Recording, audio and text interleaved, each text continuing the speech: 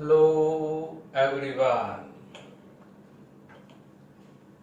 આજે ઉદાહરણ 8 આપણે સમજીશું, પણ એ પહેલા વિદ્યાર્થી મિત્રો, વિદ્યુતભાર જોયો. આ વિદ્યુતભાર એની વિદ્યુત ક્ષેત્રની દિશામાં કે વિરુદ્ધ દિશામાં ગતિ હોય તો આગળ પણ આપણે સમજાવેલું કે ગતિનો પ્રકાર પ્રવેગી અથવા તો પ્રતિપ્રવેગી ગતિ હોઈ શકે. અને પ્રવેગી કે પ્રતિપ્રવેગી ગતિ હોય તો અચળ પ્રવેગી ગતિના 3 સમીકરણ ઉપયોગમાં લઈ શકાય. અને આવી ગતિ દરમિયાન ઉત્પન્ન થતા પ્રવેગનું સૂત્ર એ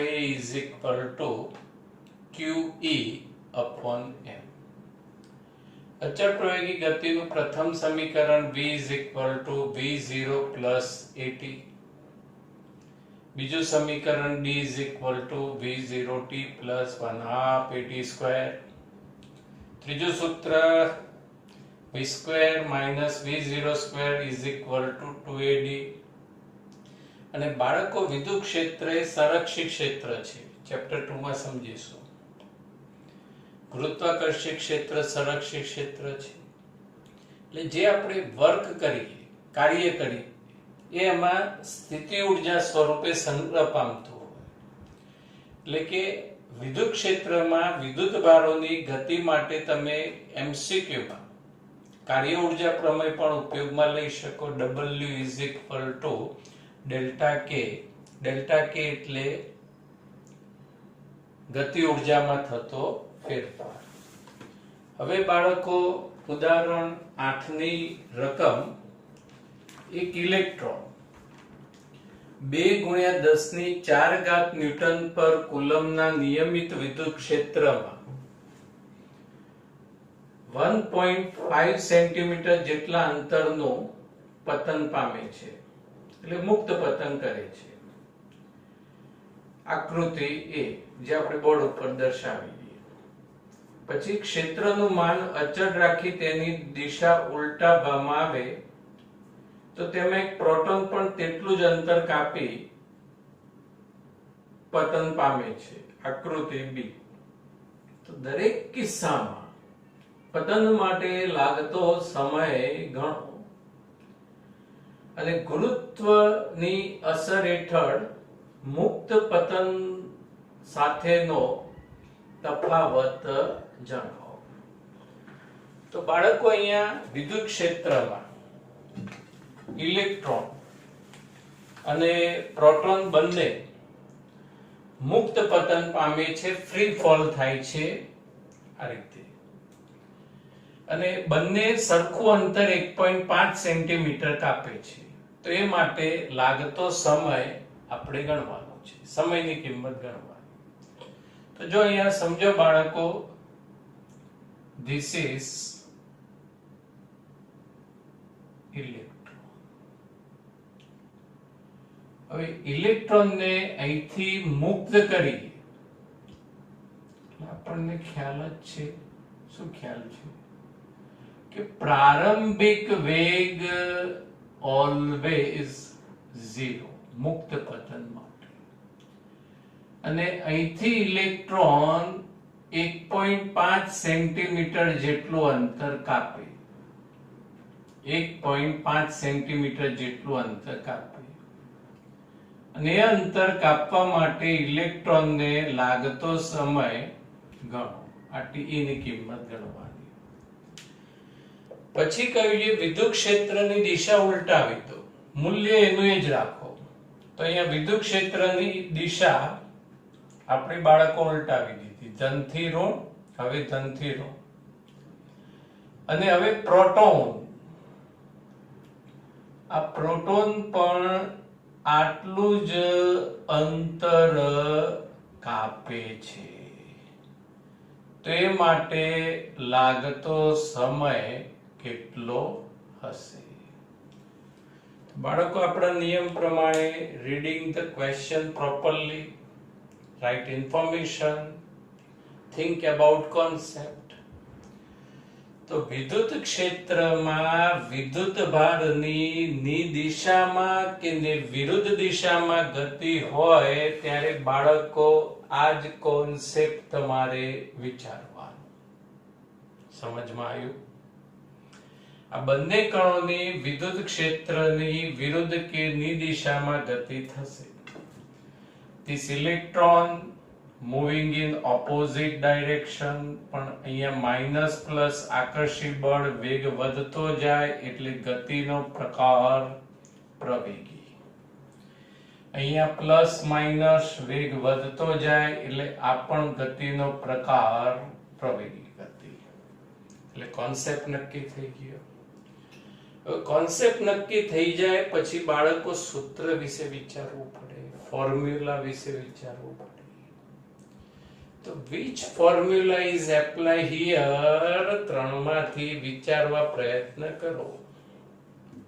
કયું સૂત્ર અહીંયા આપણે લખીશું? પહેલું આવશે તો ના, કેમ કે ઇન્ફોર્મેશન બધી નથી. વી નથી, એ નથી અને ટી શોધવાના છે એટલે. બીજું સમીકરણ આવશે તો યસ, કેમ કે શું આપ્યું છે આપણને? અંતર અને સમય શોધવાનો. એટલે જ્યારે પણ એક્ઝામ્પલ આપણે ગણતા હોઈએ ત્યારે બાળકો ત્રણેક સ્ટેપ છોડી દેવાના. પછી અચળ પ્રવેગી ગતિનું સમીકરણ D is equal to v naught t plus 1/2 at square. હવે જો આપણે ઇલેક્ટ્રોન માટે આ સમીકરણ લખતા હોઈએ તો અહીંયા લખીશું te square. અહીંયા a e ઇલેક્ટ્રોનનો પ્રવેગ. હવે આ સમીકરણ આ રીતે લખી શકાય D is equal to 1/2 ઇલેક્ટ્રોનનો પ્રવેગ અને te square. પહેલું પદ ગાયબ. પહેલું પદ કેમ ના લખ્યું? તો પ્રારંભિક વેગ મુક્ત પતનમાં હોય હંમેશા શૂન્ય. એટલે પ્રારંભિક વેગ વાળું પદ થઈ ગયું શૂન્ય. હવે સમય શોધવો છે તો અંતર આપ્યું છે, પ્રવેગ જાણતા નથી. તો લાસ્ટ લેક્ચરમાં પણ પ્રવેગનું સૂત્રની ચર્ચા હતી ને અહીંયા પણ છે. તો અહીંયા તમે 3 સ્ટેપમાં લખી શકો કે વિદ્યુત ક્ષેત્રને કારણે આ ભાઈ ઇલેક્ટ્રોનને મળતો પ્રવેગ is equal to, સીધું સૂત્ર લખી કાઢીએ. કયું સૂત્ર આવશે બાળકો? QE, પણ Q ની જગ્યાએ આવશે E/m. સમજાયું? યસ. હવે અહીંયા ગતિ પ્રવેગી છે, વેગ વધતો જાય છે એટલે પ્લસ જ રાખીશું. જો પ્રતિપ્રવેગી ગતિ હોત તો અહીંયા નિશાની કઈ રાખવી પડત? માઇનસ નિશાની. હવે આ સમીકરણની અંદર D is equal to 1/2 E પ્રવેગ, ઇલેક્ટ્રોનનો પ્રવેગ E/m into te square. જેને શોધવાના છે એને કરતા બનાવી દો. તો te square is equal to 2md upon E. બે બાજુ વર્ગમૂળ. te is equal to વર્ગમૂળમાં 2md E. હવે જો બાળકો અહીંયા ઇલેક્ટ્રોનની ચર્ચા છે એટલે અહીંયા પૂર્વક લખી કાઢીએ. E ઇલેક્ટ્રોનનું દળ, E ઇલેક્ટ્રોનનું દળ, E ઇલેક્ટ્રોનનું દળ, ઇલેક્ટ્રોનનું દળ. થઈ ગયું રિઝલ્ટ તૈયાર. હવે આ રિઝલ્ટની અંદર કિંમત સમીકરણ મૂકી દઈએ. Pe is equal to વર્ગમૂળમાં 2, 2 ની કિંમત આવશે 2 જ. એમી ઇલેક્ટ્રોનનું દળ કેટલો આવશે 9.1 ગુણ્યા 10⁻31. ડી ઇલેક્ટ્રોને કાપેલું અંતર 1.5 સેમી મીટરમાં કન્વર્ટ કરજો બાળકો. 1.5 into 10⁻², E 1.6 into 10⁻19, E વિદ્યુત ક્ષેત્રનું મૂલ્ય 2 ગુણ્યા 10⁴. હવે બાળકો આનું સાદુરૂપ આપીએ એટલે અહીંયા સાદુરૂપ આવશે 2.9 ગુણ્યા 10⁻9 સેકન્ડ. સાદુરૂપ આપતા ધ્યાન રાખજો કે 10 ની જે ઘાત રહી બાળકો એ બેકી સંખ્યામાં આવે પછી જ તમારે વર્ગમૂળ લેવાનું. ખ્યાલ આવ્યો? હવે આને લખી શકાય 2.9 નેનો સેકન્ડ લખી શકાય. ક્લિયર? ઓકે. હવે પ્રોટોન માટે અભ્યાસ કરીએ તો આ જ રીતે ફરી આવી મહેનત કરવાની નથી.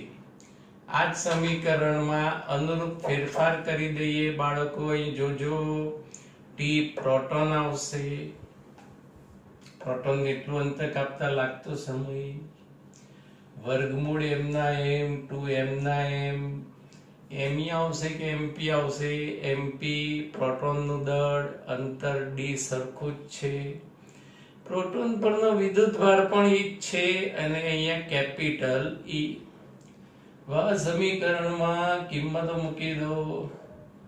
2 ગુણ્યા પ્રોટોનનું દળ. બાળકો પ્રોટોનનું દળ બોલો તો ફટાફટ. 1.67 ગુણ્યા 10⁻27, 1.6. અહીંયા ટેક્સ્ટ બુક પ્રમાણે 1.7 લઈ લઈએ, લખાય, આપણા બાપનું કઈ ના જાય. 10⁻27. D is equal to 1.5 into 10⁻². E proton પરનો વિદ્યુતભાર 1.6 ગુણ્યા 10⁻19. અહીં 2 ગુણ્યા 10⁴. હવે બાળકો આનું સાદુરૂપ આપીએ. સાદુરૂપ આવશે 1.3 ગુણ્યા 10⁻7 સેકન્ડ. પોઈન્ટને ડાબી બાજુ ખસાડીએ તો ઘાત પ્લસ થાય એટલે -6 સેકન્ડ. 0.13 micro second. પ્રોટોનને આટલું અંતર કાપતા લાગતો સમય થયો. હવે બાળકો આ ખાસ સમજો. MCQ માં તમને પૂછાય કે ઇલેક્ટ્રોન અને પ્રોટોન સમાન વિદ્યુત ક્ષેત્રમાં સરખું જ અંતર કાપે છે. કેવું અંતર કાપે છે? સરખું જ અંતર કાપે છે. ઇલેક્ટ્રોનને આટલું જ અંતર કાપતા લાગતો સમય Te હોય અને પ્રોટોનને પણ આટલું જ અંતર કાપતા લાગતો સમય Tp હોય તો Te ખાલી જગ્યા Tp. તમને આવી કોઈ જ કિંમતો ક્વેશ્ચનની અંદર આપી નથી. આમ તો હાલ તમે આ બે વેલ્યુ પરથી જવાબ નક્કી કરી શકો કે this is the nano यानी 10⁻9 and this is the micro 10⁻6. nano smaller, micro bigger. ખ્યાલ આવ્યો? 10⁻9 10⁻6. એટલે અહીંયા આમ તો સંબંધ લખી શકો કિંમત પરથી Te less than Tp. બાળકો MCQ માં આપણને કોઈ જ મૂલ્ય આપ્યું નથી અને આપણે આ સંબંધ જે તે સમયે સમજીને જવાબ આનો લખવો હોય તો આ જે સમીકરણ રહ્યું બાળકો એનું જરાક તમે ફોકસિંગ કરો. બે અચળ નહીં, ડી કાપેલું અંતર બે વિદ્યુતભાર માટે સરખું, વિદ્યુતભારે સરખો, વિદ્યુત ક્ષેત્રે સરખું. એટલે અહીંયા ફર્સ્ટ ક્લાસ સંબંધ થાય. ટી ચલે છે √m. ટી ચલે છે √m. જેનું દળ વધુ એનો સમય વધારે અને જેનું દળ ઓછું એનો સમય ઓછો. એટલે ઇલેક્ટ્રોનનું દળ ઇઝ લેસ ધેન ધ પ્રોટોનનું દળ. એટલે ઇલેક્ટ્રોનનું દળ ઓછું એટલે એનો સમય ઓછો, પ્રોટોનનું દળ વધુ એટલે એનો સમય વધારે. એટલે એમસીક્યુ માં પૂછાય તો આ રીતે આ એક્ઝામ્પલ નો જવાબ નક્કી કરવાનો. રીત પૂછાય બાળકો અચળ પ્રવેગી ગતિનું સૂત્ર, પ્રવેગનું સૂત્ર, સમયને કરતા બનાવો, વર્ગમૂળ લે કિંમત મૂકી દો અને પછી આ સૂત્ર પ્રોટોન માટે અને સાદુરૂપ આપણે આપી દેવાનું. વિદ્યાર્થી મિત્રો, એક્ઝામ્પલ 8 માં આપણે પ્રોટોન કે ઇલેક્ટ્રોનના પ્રવેગની ગુરુત્વ પ્રવેગ સાથેની કમ્પેરિઝન કરવાની છે. ક્વેશ્ચન ની અંદર લાસ્ટમાં કહ્યું છે તો અહીંયા આપણે પ્રોટોનને મળતો પ્રવેગ AP is equal to EE/mp. Proton પરનો વિદ્યુતભાર, વિદ્યુત ક્ષેત્રનું મૂલ્ય અને પ્રોટોનનું દળ, આ બધી જ કિંમતનું સાદુરૂપ આવશે 1.9 into 10⁻²⁰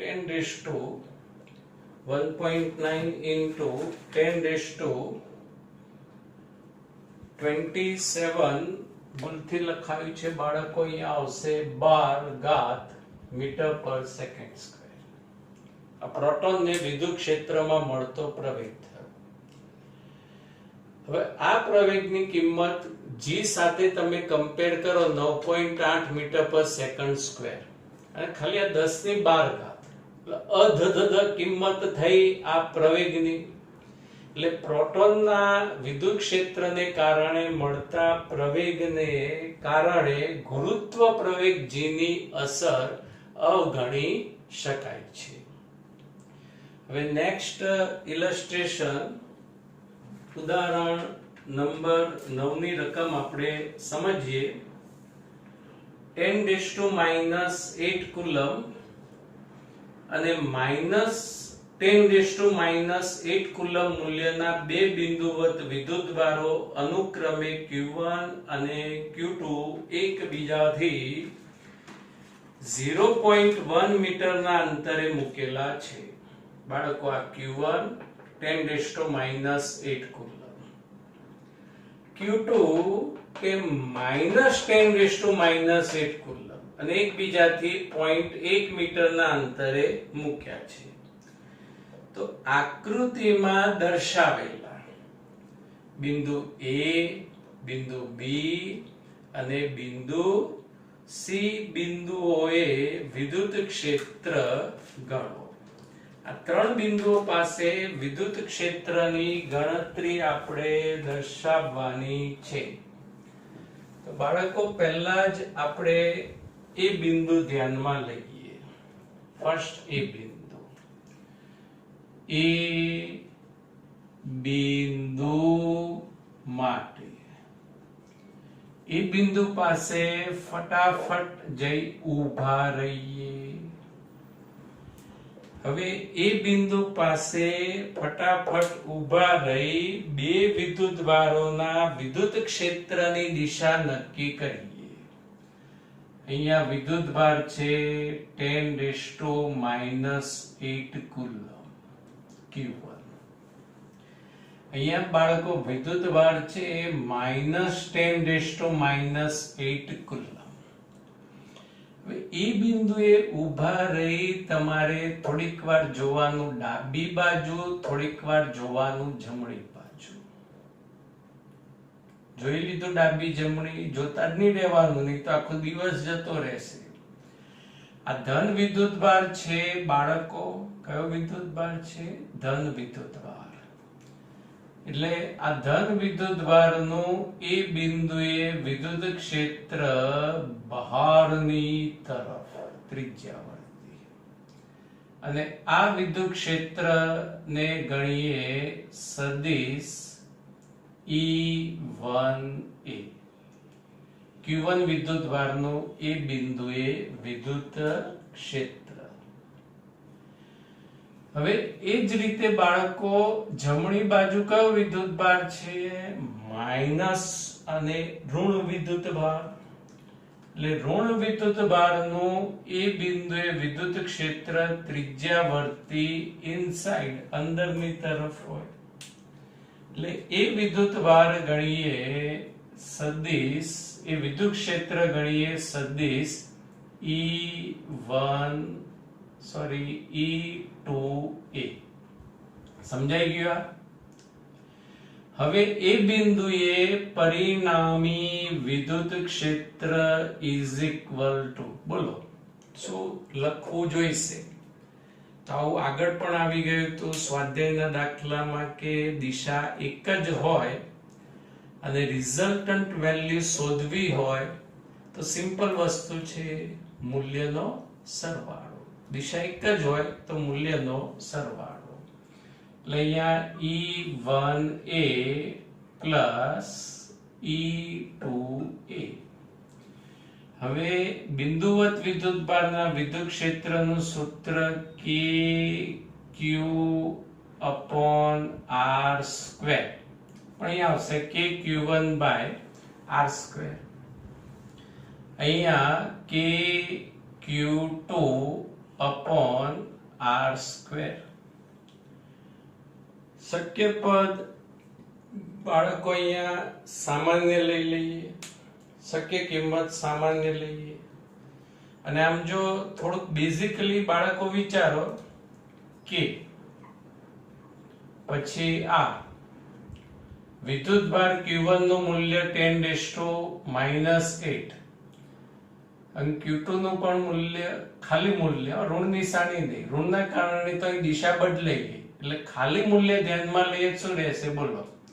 10⁻8. એટલે આનો અર્થ એ થયો કે બંને પદો સમાન છે. એટલે અહીંયા જો આપણે આવું નોંધ લખી કાઢીએ Q1 = Q2 = Q, then here 2KQ/R² લખી શકાય. સમજાયું? હવે કિંમત મૂકી દઈએ તો અહીંયા = 2 ગુણ્યા K ની કિંમત 9 × 10⁹ વિદ્યુતભાર Q ની કિંમત 10⁻8 અંતરનો વર્ગ R².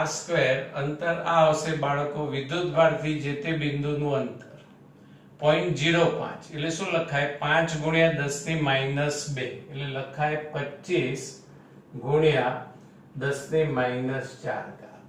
25 × 10⁻⁴.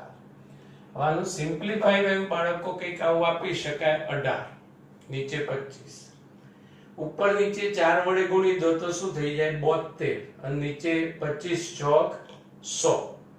એટલે આ કમ્પ્લીટ આનું સાદુરૂપ આવશે 7.2 ગુણ્યા, પ્રમાણિત સ્વરૂપમાં કિંમત લખીએ તો 7.2 ગુણ્યા 10⁴ ન્યૂટન પર કુલમ.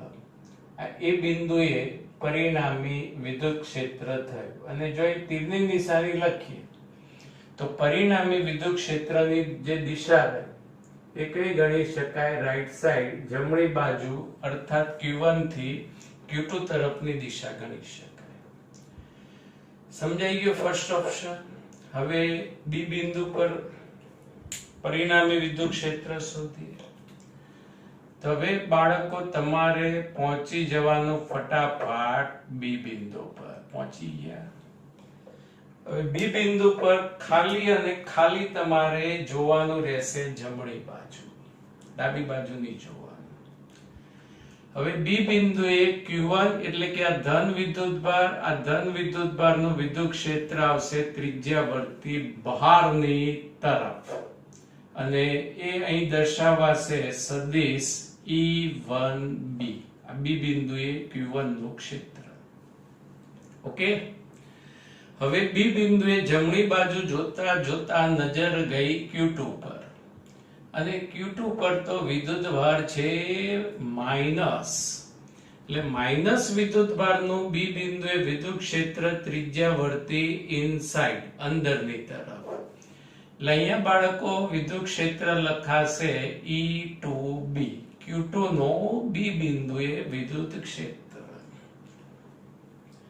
હવે બી બિંદુએ પરિણામી વિદ્યુત ક્ષેત્ર EB is equal to, બોલો બાળકો, દિશા એક જ હોય તો સરવાળો, વિરુદ્ધ દિશા હોય તો બાદબાકી, વિરુદ્ધ દિશા હોય તો બાદબાકી. એટલે અહીંયા આપણે E1B માઇનસ E2B લખી શકાય, દિશા વિરુદ્ધ.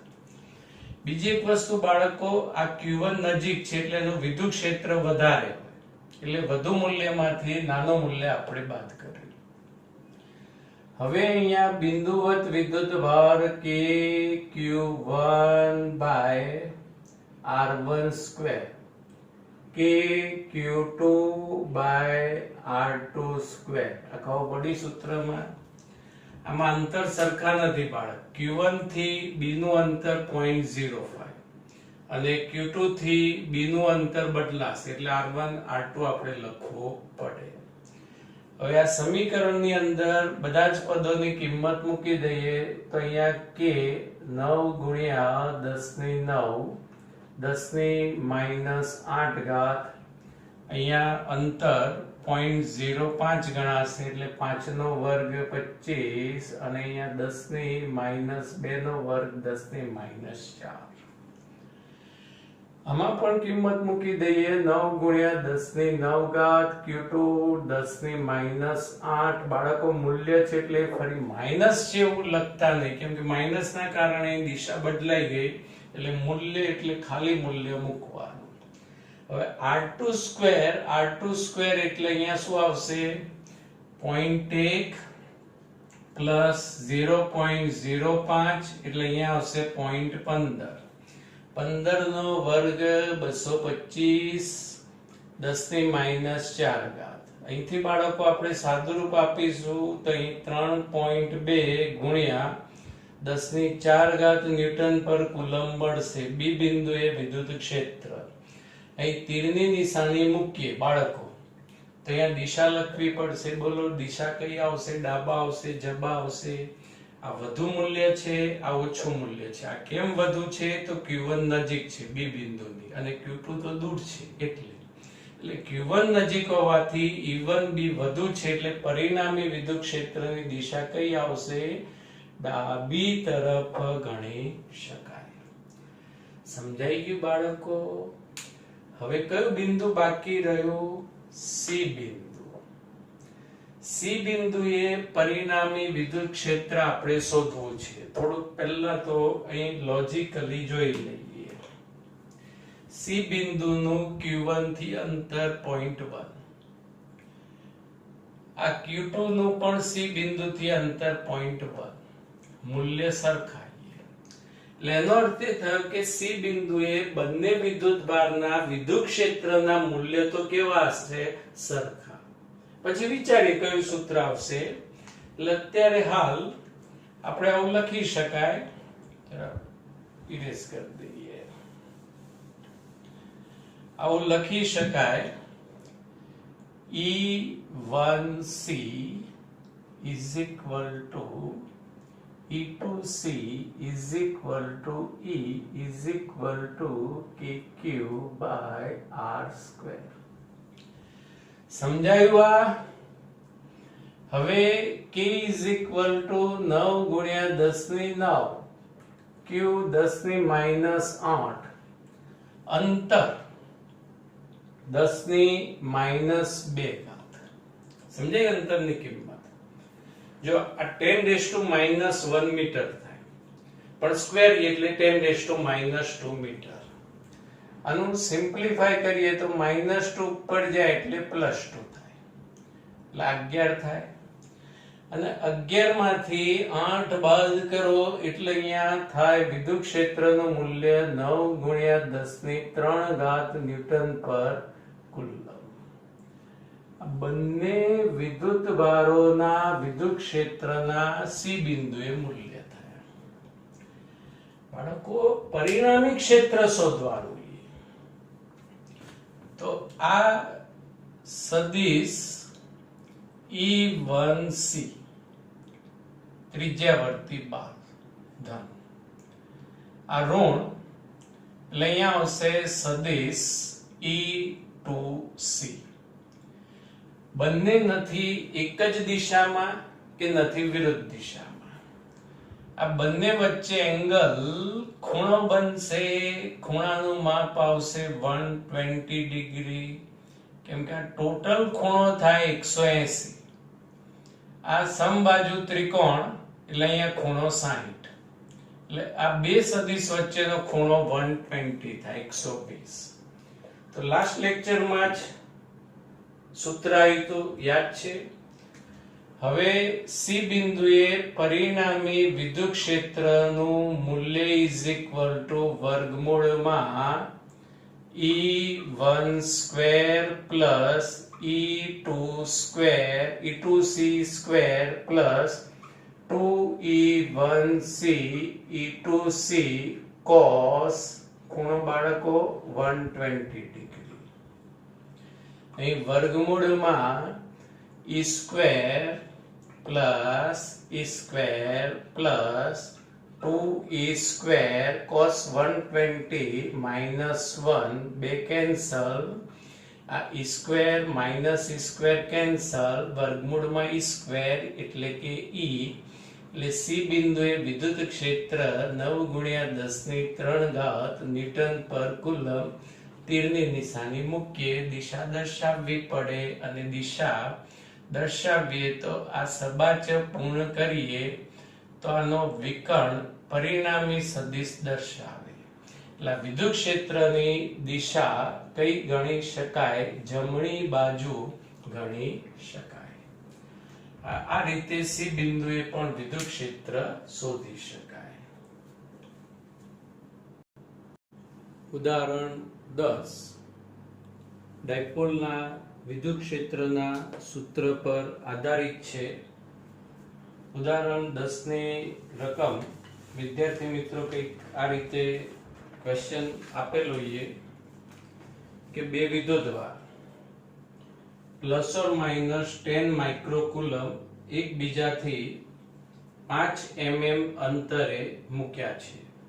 બે વિદ્યુતભાર પ્લસ ઓર માઇનસ એટલે એ બિંદુએ -10 μc અને બી બિંદુએ વિદ્યુતભાર +10 μc અને બંને વચ્ચેનું અંતર ડાયપોલ માટે 2a = 5 mm. આ એનું મીટરમાં.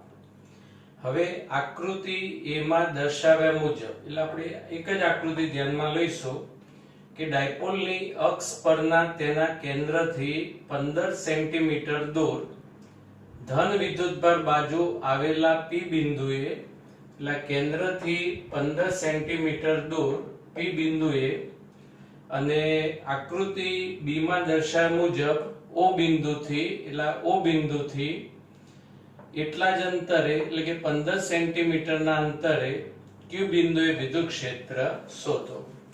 એટલે બાળકો અહીં ડાયપોલ જે અક્ષ ઉપર સંપાત છે એ જ અક્ષ પરના કોઈ P બિંદુએ વિદ્યુત ક્ષેત્ર આપણે શોધવાનું. એટલે થિયરી પ્રમાણે સૂત્ર ડાયપોલની અક્ષ પરના બિંદુએ વિદ્યુત ક્ષેત્રનું સૂત્ર 2kpr √r² - a² pk. પણ અહીંયા બાળકો બે વિદ્યુતભાર વચ્ચેનું અંતર mm છે અને જે બિંદુએ અંતર શોધવાનું એ સેન્ટીમીટરમાં. એટલે r અંતર ખૂબ વધુ હોવાથી r > a હોવાથી અહીંયા a² અવગણતા આ કિંમત અત્યંત નાની થાય. એટલે અહીંયા r ની 4 ઘાત આ એક r કેન્સલ એટલે આ સૂત્ર 2kp/r³. એટલે હવે આપણે ડાયપોલની અક્ષ પરના જ બિંદુએ વિદ્યુત ક્ષેત્રનું સૂત્ર P બિંદુએ વિદ્યુત ક્ષેત્ર = 2kp/r³. P વિડામો વિદ્યુત ડાયપોલ મોમેન્ટનું સૂત્ર થાય કયું? Q × 2a. સમીકરણમાં કિંમત મૂકીએ 2 k ની કિંમત 9 × 10⁹ વિદ્યુતભાર 10 μc 2a 5 × 10⁻³ અંતરનો ઘન અંતર 15 સેમી એનું મીટરમાં 15 × 10⁻² ની 3 ઘાત. કિંમતનું સાદુરૂપ 2.6 ગુણ્યા 10⁵ ન્યૂટન પર કુલમ. હવે બાળકો દિશા વિશે ખાસ સમજજો.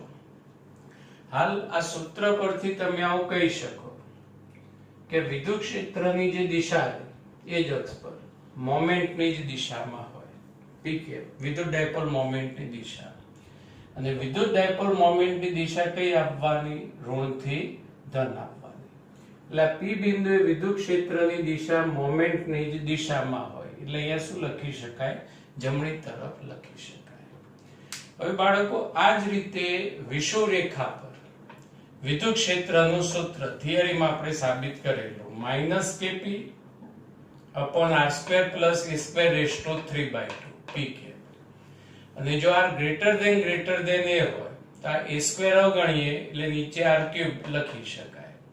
એટલે હવે q બિંદુએ એટલે કે ડાયપોલની વિષુવરેખા પરના q બિંદુએ વિદ્યુત ક્ષેત્ર માત્ર મેગ્નિટ્યુડ મૂલ્ય છે એટલે અહીંયા સમીકરણ kp/r³. p ની જગ્યાએ q * 2a. હવે k 9 ગુણ્યા 10⁹ q ની કિંમત 2a 5 mm મીટરમાં અંતરનો q. એટલે q બિંદુએ વિદ્યુત ક્ષેત્રનું મૂલ્ય 1.33 ગુણ્યા 10⁵ ન્યૂટન પર કુલમ મળવાનું. હવે બાળકો અહીંયા દિશા કઈ રીતે નક્કી થાય ખાસ સમજજો કે જે થિયરીનું આપણું મેઇન સમીકરણ રહ્યું એમાં નિશાની માઈનસ છે. એટલે અહીંયા વિદ્યુત ક્ષેત્રની દિશા અને મોમેન્ટની દિશા પરસ્પર વિરુદ્ધ હોય એવું દર્શાવે. વિદ્યુત ક્ષેત્ર અને મોમેન્ટની દિશા પરસ્પર વિરુદ્ધ હોય એટલે આ મોમેન્ટની દિશા હાલ જમણી તરફ છે તો આ q બિંદુએ પરિણામી વિદ્યુત ક્ષેત્ર કઈ તરફ હોવું જોઈએ? ડાબી તરફ. એટલે અહીંયા વિદ્યુત ક્ષેત્ર q ની ડાબી તરફ હોવું જોઈએ. Okay, thank you.